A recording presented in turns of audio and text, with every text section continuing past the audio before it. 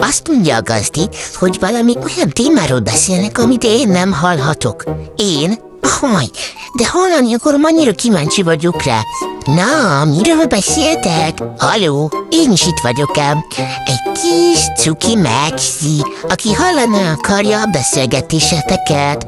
Attól, hogy még befogod a fülemet, én valamennyit hallok ám. Oké, megsugom, semmit se hallok, de annyira kíváncsi vagyok rá, kérlek, mondjátok el.